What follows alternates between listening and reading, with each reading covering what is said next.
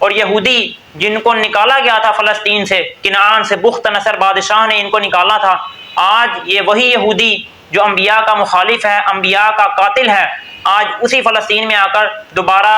فلسطین کی سرزمین پر مسلمانوں کا خون سریعام کر رہا ہے۔ بسم اللہ الرحمن الرحیم۔ تمام تر تعریفات اس اللہ کے لیے ہیں جس نے انبیاء کرام علیہ الصلوۃ والسلام کو دین حق دے کر بھیجا اور واضح ہدایت اور روشنی اور دلائل دے کر بھیجا۔ میں آپ کے سامنے یہود کی بات کروں گا۔ حضرت ابراہیم علیہ الصلوۃ والسلام کا آبائی وطن شہر بابل تھا۔ اس کے بعد حضرت ابراہیم علیہ الصلوۃ والسلام نے شادی کی، ایک شادی اما ہاجرہ علیہ السلام سے کی اور ایک شادی حضرت سارہ سے کی۔ حضرت سارہ حضرت ابراہیم علیہ الصلوۃ والسلام کے چچا کی بیٹی تھیں،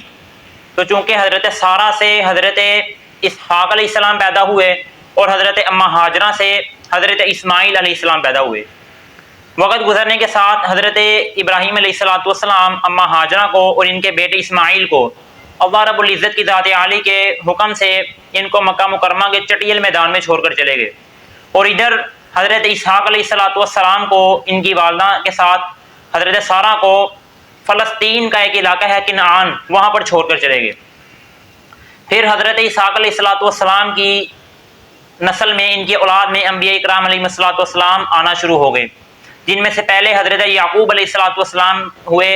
اور یعقوب علیہ الصلوۃ والسلام ان کی 12 اولادیں ہوئیں، 12 بیٹے ہوئے ان کے، اور ان کے 12 بیٹوں میں سے 10 بیٹے ایک والدہ سے تھے اور 2 بیٹے حضرت یوسف علیہ السلام اور بنیامین یہ ایک والدہ سے تھے۔ حضرت یعقوب علیہ الصلوۃ والسلام کی اولاد میں سب سے زیادہ نبی آئے، انبیاء کرام آئے، اور حضرت یعقوب علیہ الصلوۃ والسلام کی اولاد کو ان کو بنی اسرائیل بھی کہا جاتا ہے، اور ان کا لقب بھی بنی اسرائیل ہے۔ تو حضرت یوسف علیہ الصلوۃ والسلام کو جب ان کے بھائیوں نے کنویں میں ڈالا، جس کا واقعہ سورہ یوسف میں ہے، پھر حضرت یوسف علیہ الصلوۃ والسلام مصر کے بادشاہ بن گئے۔ مصر کے بادشاہ بننے کے بعد حضرت یوسف علیہ الصلوۃ والسلام کے بھائی بھی وہاں پر آباد ہو گئے، چونکہ 12 بھائی تھے تو ان کے 12 بھائیوں کے نام پر 12 قبیلے بن گئے۔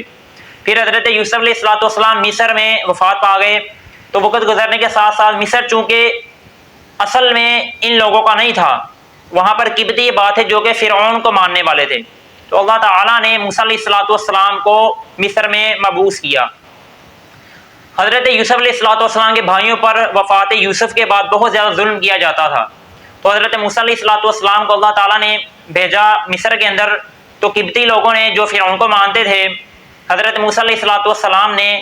ان سے فرعون سے مناظرہ ہوا، بات چیت ہوئی، تو فرعون نے جب موسیٰ علیہ الصلوۃ والسلام پر اور ان کے ماننے والوں پر جب ظلم ڈھانا شروع کیے، اللہ تعالیٰ نے موسیٰ علیہ الصلوۃ والسلام کو ہجرت کرنے کا موقع دے دیا اور کہا کہ راتوں رات آپ ہجرت کر دیجیے۔ تو حضرت موسیٰ علیہ الصلوۃ والسلام رات کو جب ہجرت کر کے نکلے تو فرعون کو خبر ہوئی، تو صبح کے وقت فرعون بھی راتوں رات ہی پیچھے نکل پڑا قافلے کے ساتھ۔ تو حضرت موسیٰ علیہ الصلوۃ والسلام جس وقت دریا کے کنارے پہنچے تو پیچھے دیکھا تو پیچھے فرعون کا لشکر تھا، تو پھر حضرت موسیٰ علیہ الصلوۃ والسلام نے اللہ تعالیٰ سے دعا کی، تو اللہ تعالیٰ نے وحی کی کہ آپ اپنے عصا کو ماریے۔ تو جب عصا کو مارا تو سمندر کے 12 ٹکڑے ہو گئے، اور وہ ٹکڑے پہاڑوں کی شکل میں بن گئے، اور پھر 12 قبیلے بن گئے، جن میں سے حضرت موسیٰ علیہ الصلوۃ والسلام اور ان کی قوم جو 12 قبیلے تھے وہ وہاں سے گزر گئے۔ اور فرعون جیسے ہی داخل ہوا تو اللہ تعالیٰ نے حکم دے دیا پانی مل جائے، فرعون وہاں پر غرق ہو گیا۔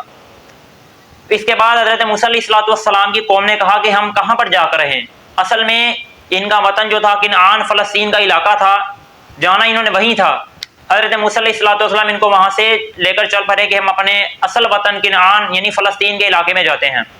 رستے میں حضرت موسیٰ علیہ الصلوۃ والسلام پر جب تورات نازل ہوئی تو یہودیوں نے موسیٰ علیہ الصلوۃ والسلام کی نافرمانیاں شروع کر دیں۔ اللہ تعالیٰ نے میدان تیہ کے اندر ان کو 40 سال کی سزا دی کہ صبح کے وقت جہاں جاتے سارا دن چلتے پھرتے، رات ہوتے پھر وہیں پر آ کر کھڑے ہو جاتے۔ پھر موسیٰ علیہ الصلوۃ والسلام کی بھی اسی میدان کے اندر وفات ہو گئی۔ مختصر یہ کہ پھر حضرت یوشع بن نون علیہ الصلوۃ والسلام آئے، یہودیوں کا داخلہ بیت المقدس میں مقرر ہوا۔ تو یہودیوں نے جس طرح پہلے بھی موسیٰ علیہ الصلوۃ والسلام کی مخالفت کی تھی، ان کو تکالیف دی تھی، ان کی بات پر بھی ایمان نہیں لائے تھے، اور تورات جو موسیٰ علیہ السلام پر نازل ہوئی تھی اس میں بھی انہوں نے کافی تحریفات کر دی تھی، اپنے مطابق احکامات نکال لیے تھے اور دوسروں کے مطابق احکامات، اور وہ احکامات جو ان کے مخالف تھے ان کو تورات میں سے مٹا دیا تھا، اور نبی علیہ الصلوۃ والسلام کی نشانیاں جن کو یہ پڑھا کرتے تھے ان کو بھی انہوں نے تورات میں سے تحریف کر دیا تھا، بدل دیا تھا۔ تو پھر یہودی نے وہاں پر بھی یوشع بن نون علیہ السلام کی، جو اللہ کے پیغمبر تھے، ان کی مخالفت بھی کی۔ تو اللہ تعالیٰ نے یوشع بن نون کے بعد بخت نصر، یہ کافر بادشاہ تھا، اس کو ان پر مسلط کر دیا۔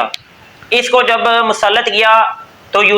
بخت نصر نے یہودیوں کو وہاں سے بھی نکال دیا۔ تو پھر وہاں سے نکالنے کے بعد یہودی دوبارہ آئے کہ بھائی ہم پھر یہاں